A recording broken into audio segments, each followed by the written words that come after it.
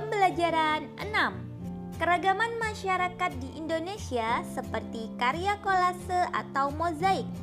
Meskipun berbeda warna dan bentuk, tetapi seluruhnya menjadi karya yang indah. Untuk pembelajaran kali ini, buatlah satu karya mozaik atau aplikasi. Untuk karya mozaik, kamu dapat menggunakan kertas warna-warni. Gunting kecil-kecil kertas warna-warni. Selanjutnya, buatlah sketsa gambar. Lalu tempelkan guntingan-guntingan kertas pada bidang gambar. Perhatikan komposisi warna supaya menarik. Untuk karya aplikasi, siapkan benda yang akan kamu beri hiasan.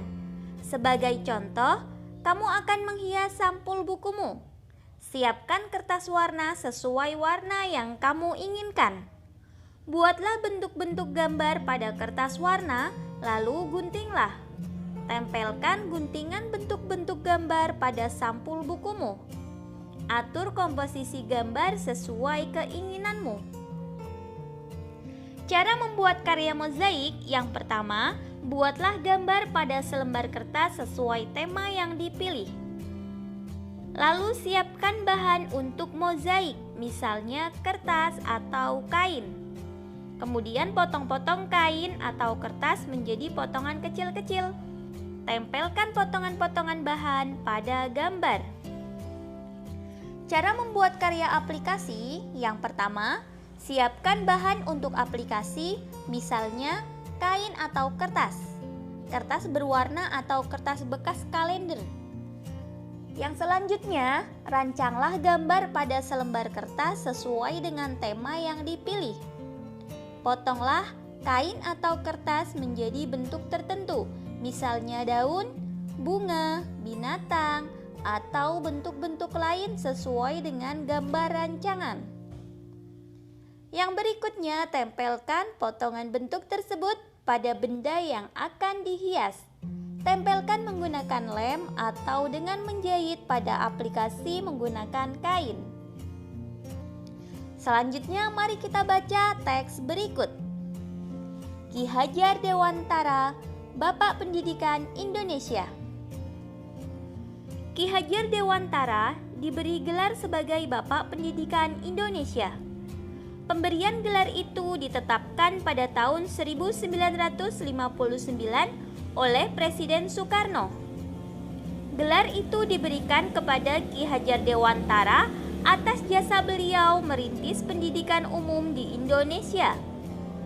Hari kelahiran Ki Hajar Dewantara adalah tanggal 2 Mei, ditetapkan sebagai Hari Pendidikan Nasional.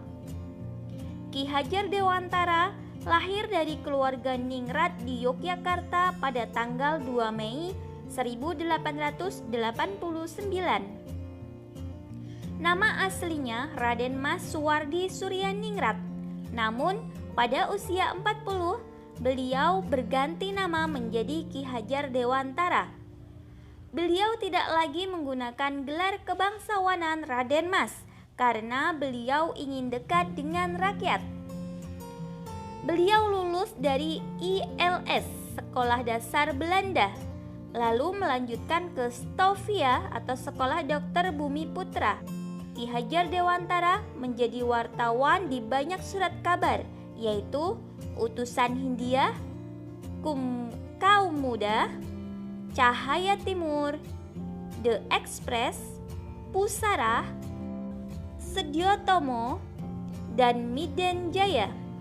Tulisan-tulisan beliau mampu membangkitkan semangat kebangsaan orang Indonesia. Ki Hajar Dewantara juga aktif dalam kegiatan politik. Melalui organisasi Budi Utomo, beliau menyuarakan pentingnya persatuan dan kesatuan berbangsa dan bernegara. Pada tahun 1912, beliau bersama Douwes Dekker dan Cipto Mangunkusumo mendirikan Indische Partij. Indische Partij merupakan partai yang bertujuan menciptakan kemerdekaan Indonesia. Pada tahun 1913, Ki Hajar Dewantara mengkritik perayaan 100 tahun bebasnya Belanda dari penjajahan Prancis. Akibatnya, beliau dibuang di negeri Belanda. Di sana beliau mempelajari pendidikan dan pengajaran. Selanjutnya, pada tanggal 3 Juli 1932, Ki Hajar Dewantara kembali ke Indonesia. Beliau mendirikan Perguruan Nasional Taman Siswa. Dari sekolah inilah lahir konsep pendidikan nasional. Saat Indonesia merdeka dan menjadi republik, Ki Hajar Dewantara diangkat menjadi Menteri Pendidikan, Pengajaran, dan Kebudayaan Indonesia. Ki Hajar Dewantara wafat pada tanggal 28 April 1959. Jasanya terus dikenang oleh bangsa Indonesia. Dari teks tersebut kita menemukan beberapa kata sulit atau kata-kata yang asing. Mari kita coba artikan kata-kata tersebut. Yang pertama ada kata ningrat. Ningrat memiliki arti golongan orang-orang mulia atau bangsawan. Kemudian ada bumi putra, yaitu kelompok penduduk di Indonesia yang dianggap sebagai penduduk asli Indonesia. Ada kata politik yang berarti pengetahuan mengenai ketatanegaraan atau kenegaraan. Lalu partai, ini berarti organisasi politik yang menjalani ideologi tertentu atau dibentuk dengan tujuan umum. Lalu konsep, ini memiliki arti ide atau pengertian yang diabstrakkan dari peristiwa konkret. Berikutnya, mari kita temukan gagasan pokok dari masing-masing paragraf. Untuk paragraf pertama, perhatikan paragraf pertama. Kita amati paragraf pertama. Paragraf pertama tersebut merupakan paragraf deduktif, sehingga kalimat utama terdapat di awal paragraf. Maka gagasan pokoknya yaitu Ki Hajar Dewantara, Bapak Pendidikan Indonesia. Lanjut ke paragraf kedua. Ya, paragraf kedua ini juga termasuk paragraf deduktif. Kalimat utama terletak di awal paragraf.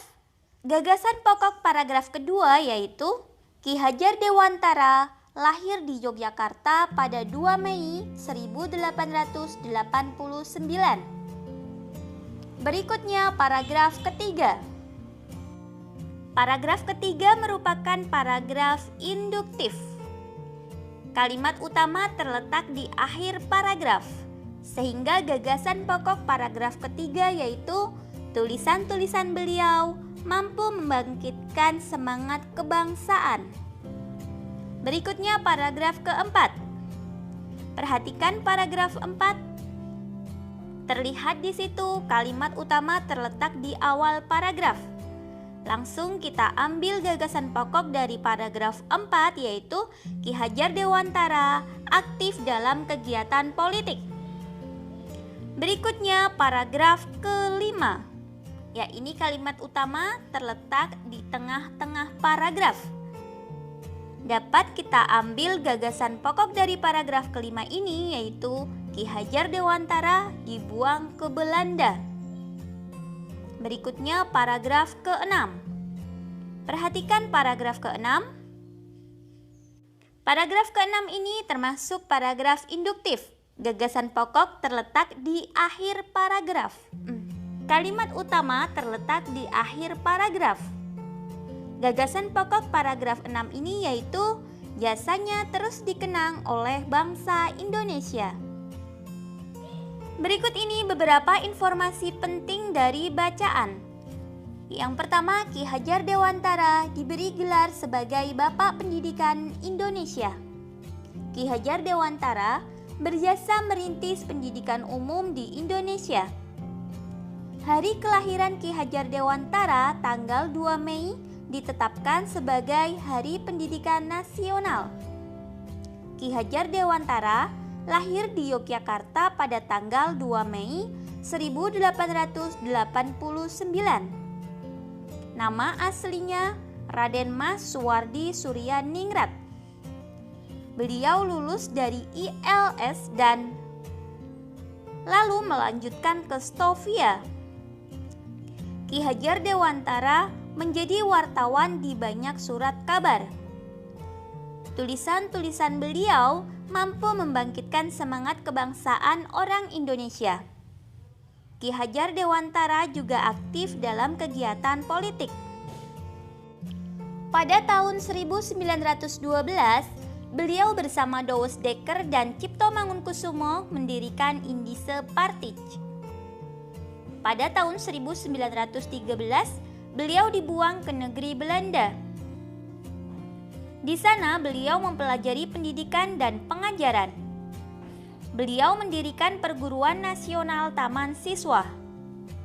Dari sekolah Taman Siswa itulah lahir konsep pendidikan nasional. Ki Hajar Dewantara diangkat menjadi Menteri Pendidikan, Pengajaran, dan Kebudayaan Indonesia. Ki Hajar Dewantara wafat pada tanggal 28 April 1959. Jasanya terus dikenang oleh bangsa Indonesia. Berikutnya buatlah laporan tertulis tentang teks tersebut. Serahkan hasilnya kepada Bapak Ibu Guru. Untuk bekerja sama dengan orang tua, buatlah karya kolase, montase, mozaik atau aplikasi bersama orang tuamu. Buatlah sebaik-baiknya, lalu pajanglah di dinding rumahmu.